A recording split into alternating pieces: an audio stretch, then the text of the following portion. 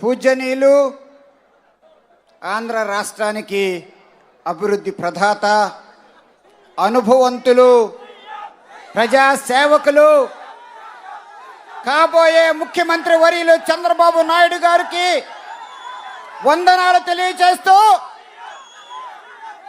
గత 5 సంవత్సరాలుగా ఆంధ్రప్రదేశ్లో ఉన్న అవినీతి పోయి అభివృద్ధి రావాల్సిందిగా ఇప్పుడున్న వైఎస్ఆర్ పార్టీని చిత్తు కింద ఓడించి అవినీతి, అహంకారం, నియంత్రణతో కూడిన జగన్మోహన్ రెడ్డి గారిని చిత్తుగా ఓడించాలని చెప్పి నేను కోరుతున్నా. ప్రజలు ఎవరు కూడా అన్యదా భావించవద్దు.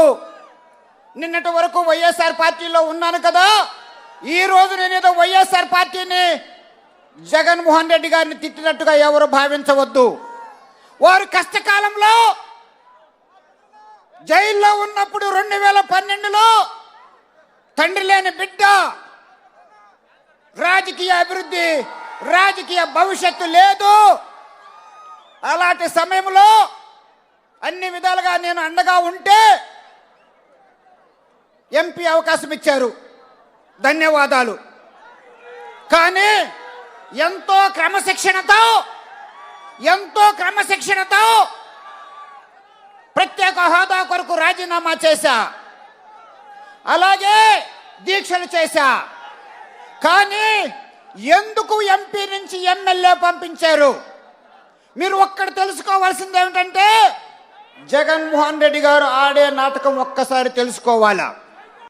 అది సంక్షేమ పథకాలని చెప్పి కేంద్ర ప్రభుత్వం నుంచి నిధులు తీసుకొస్తూ అప్పులు చేస్తూ చివరికి సర్పంచ్ నిధులు కూడా తీసుకుంటూ జడ్పీటీసీ, ఎంపీటీసీ నిధులు తీసుకుంటూ ప్రజల దగ్గర ప్రభుత్వ డబ్బులతో ఓట్లు కొన్నట్టుగానే సంక్షేమ పథకాలు చేస్తున్నారు తప్ప అది నిజమైన సంక్షేమం కాదని తెలియచేస్తున్నా.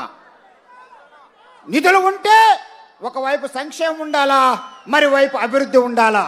అది ఏదీ లేకోకుండా ఈ విధంగా అవినీతితో పాలన చేస్తున్నది కనుక అనుభవంతులు ప్రజా సేవకులు పూజనీయులు చంద్రబాబు గారు మనందరం కలిసి వారిని మళ్ళా 2 నెలల లోపల ముఖ్యమంత్రిగా చూడాలా, 4వసారి చూడాలా.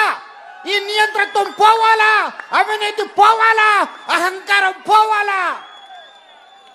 ఆ తరువాత ఎమ్మెల్యేకి ఇచ్చిన తర్వాత ఎంతో క్రమశిక్షణగా నేను ఉంటే మళ్ళా కారణం లేకోకుండా అవకాశం ఇవ్వలేదు. ఎందుకో తెలుసా?